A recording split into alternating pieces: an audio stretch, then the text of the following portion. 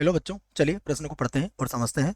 समतल R dot I cap plus 3 J cap minus 6 बराबर zero और R dot 3 i cap minus J cap minus 4 के cap बराबर zero के प्रतिच्छेदन से होकर जाने वाले उस समतल का समीकरण ज्ञात कीजिए जिसकी मूल बिंदु से लांबिक दूरी कितनी है, इकाई है। तो मूल बिंदु से उसकी दूरी 1 होना चाहिए बच्चों, इकाई होना चाहिए, ये हमसे कहा गया है। प्रश्न को हल करने से पहले हम लिख लेते हैं प्रश्न के लिए मुख्य उदाहरण।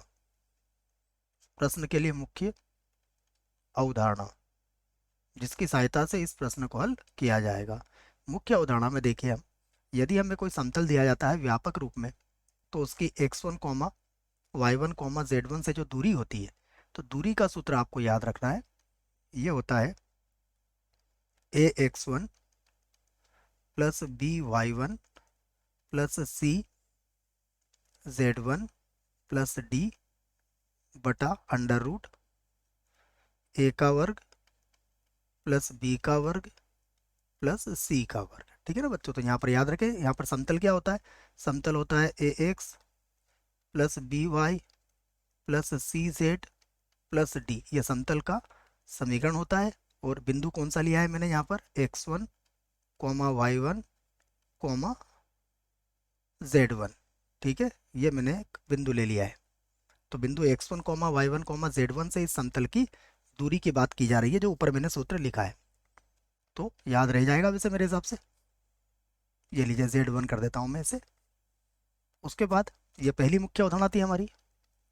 दूसरी बात भी आप याद रखें, मान लीजिए कोई समतल दिया है आपको s1 बराबर जीरो तथा दूसरा समतल दिया है s2 बराबर जीरो, तो दोनों के प्रतिच्छेदन से जाने वाला जो समतल का समीकरण होता है वो कितना होता है?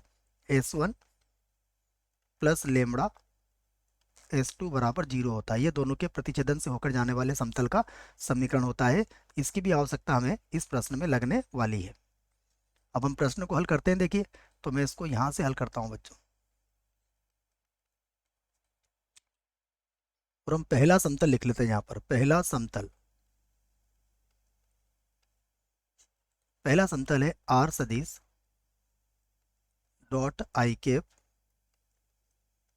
प्लस 3 जे कैप माइनस का 6 बराबर जीरो। अगर हम इसको कार्तीय रूप में बदलना चाहें तो एक्स के स्थान पर क्या लिख सकते हैं हम? व्यापक रूप में x i cap y j cap z k cap और डॉट ये हो जाएगा i cap 3 J cap minus 6 बराबर जीरो। तो देखिए, यदि आप गुणा करते हो तो ये मिल जाएगा आपको x प्लस का 3y, z नहीं होगा इसमें, और फिर हो जाएगा -6। तो हम इसे लिख सकते हैं x प्लस 3y माइनस 6 बराबर जीरो। क्या लिख सकते हैं इसे? x प्लस 3y माइनस 6 बराबर जीरो। फिर दूसरा समतल लिख लेते हैं। दूसरा समतल ये भी हमें दिया गया है। देखिए, ये हमारे पास है आर सदिश dot 3 i cap minus j cap minus 4 k cap minus का 4 k कैप बराबर जीरो। ठीक है ना, सीधे है ये। तो यहाँ पर भी हम जब एक्स वाई जेड यहाँ पर रखेंगे बच्चों, मैं रख लेता हूँ, चलो ये होगा x i cap y j cap z k cap और उसके बाद होगा 3 i कैप माइनस का j कैप माइनस का 4 k कैप बराबर जीरो। है ना, बिंदु गुणा होगा यहाँ पर। तो ये हो जाएगा 3x माइनस का y माइनस का 4z बराबर जीरो। इसे बना दिया हमने समीकरण नंबर 2। और अब लिख सकते हैं हम कि समीकरण 1 व समीकरण 2 के प्रतिच्छेदन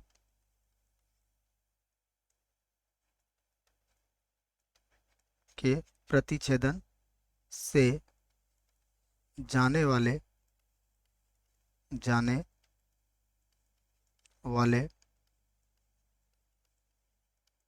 समतल का समीकरण, समतल का समीकरण। देखिए क्या हो जाएगा, ये हो जाएगा x प्लस का 3y माइनस का 6 प्लस हो जाएगा लेमड़ा, ये होगा 3x माइनस का y और माइनस का 4z, माइनस का 4z बराबर क्या हो जाएगा 0। ठीक है, जहाँ लेमड़ा कोई भी वास्तविक संख्या हो सकता है, जहाँ लेमड़ा कोई भी वास्तविक संख्या यहाँ पर हो सकता है। अब इसको हल कर लेते हैं।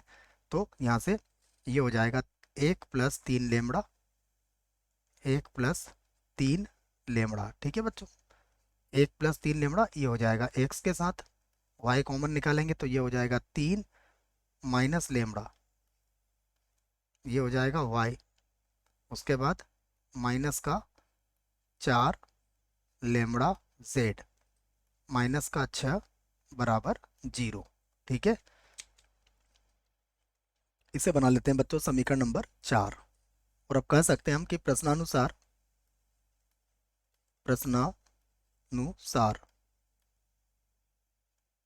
देखिए प्रश्न में क्या कहा गया है कि मूल बिंदु से इस समतल की दूरी। तो देखो मूल बिंदु अर्थात 0 0 0, तो मैं इसे x के स्थान पर भी 0 रखूंगा, y के स्थान पर भी 0 और z के स्थान पर भी 0। तो प्रश्नानुसार 0 + 0 + 0 माइनस का 6 बटा वर्गमूल के अंदर 1 + 3 लेमड़ा का वर्ग अर्थात a का वर्ग प्लस 3 माइनस लेमड़ा का वर्ग, और फिर से आएगा वर्गमूल के अंदर प्लस -4 लेमड़ा का वर्ग। और ये जो दूरी होगी, ये दूरी किसके बराबर दी हुई है हमें, 1 के बराबर, इकाई के बराबर। इसे हल करने के लिए अब इसके दोनों पक्षों का वर्ग कर देते हैं। तो यहाँ लिख देते हैं दोनों पक्षों का वर्ग करने पर, दोनों पक्षों का